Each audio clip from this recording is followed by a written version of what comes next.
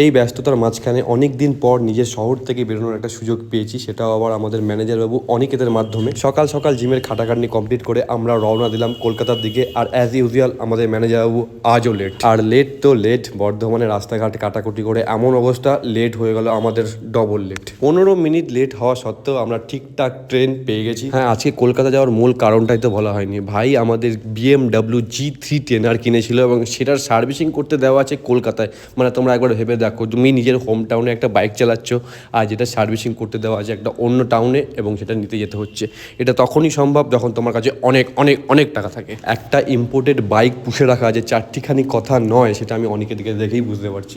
আর ভাই আমাকে সবথেকে বড় সারপ্রাইজ যেটা দিয়েছিল সেটা হচ্ছে কি, ও বললো যে স্টেশনে নামার আরও 16 কিলোমিটার যেতে হবে BMW সার্ভিস সেন্টার। যাই হোক, কলকাতা অনেক ভালো ভালো ভিউ দেখতে পাবো, আর সেই ভালো ভালো ভিউয়ের মাঝখানে কখন যে আমি রবীন্দ্রনাথের দেখা পেয়ে যাব সেটাও আমি ভাবতে পারিনি। আর তারপর কলকাতার এই জ্যাম দেখার পর আমার মাথায় একটা জিনিসই ঘুরতে লাগলো, যে আমাদের বর্ধমানের রাস্তাঘাট যতই কাটাকুটি করুক না কেন, আই লাভ মাই বর্ধমান। অনেক ভালো ভাই, অনেক ভালো। ভাবতেও অবাক লাগছে যে 16 কিলোমিটার রাস্তা কমপ্লিট করতে সময় লাগলো পাক্কা 1 ঘন্টা 20 মিনিট। যাই হোক, 1 ঘন্টা 20 মিনিটের অপেক্ষার অবসান, ফাইনালি আমরা পৌঁছে গেলাম BMW সার্ভিস সেন্টার কাম শোরুম। জার্নিটা খুবই ভালো ছিল, খুবই স্মুথ ছিল, অনেক কিছু করেছি আমরা মজা রাস্তাতে। গাড়িটা দাঁড়িয়ে দেখ তুই।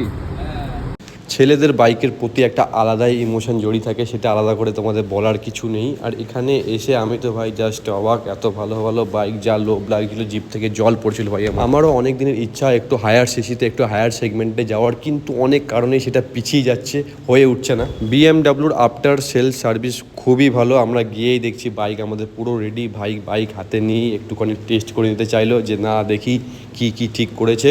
তারপরেই আমি বাইক হাতে পেয়ে রওনা দিলাম বর্ধমানের দিকে। শুধু চিন্তার বিষয় ছিল, খাওয়া হয়নি এখনও আমাদের লাঞ্চ করা হয়নি। এবার কোথায় সেটা করবো ভগবান। আমরা চেয়েছিলাম যে বিকালের মধ্যে কলকাতা ট্রাফিক থেকে বেরিয়ে যেতে। সো ফাইনালি আমরা পেয়ে গেলাম একটা ধাবা। বাজে 6টা, সন্ধ্যা 6টা।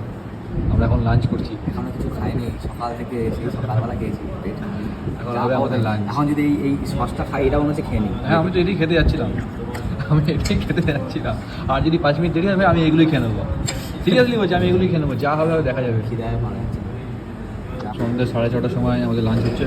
ভাই 6:30টার সময় জীবনেও লাঞ্চ করেছিস? এখন সবাই চা, কফি, স্ন্যাক্স খাবে। এখানে যতজনে এসছে সবাই চা, কফি। যাই হোক, আমাদের দেখে সবাই এখন অবাক, কী রে ভাই।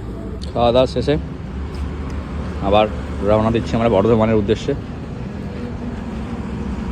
সো আজকের ভিডিও এই পর্যন্তই। দেখা হচ্ছে নেক্সট ভিডিওতে, নেক্সট নতুন কিছু নিয়ে।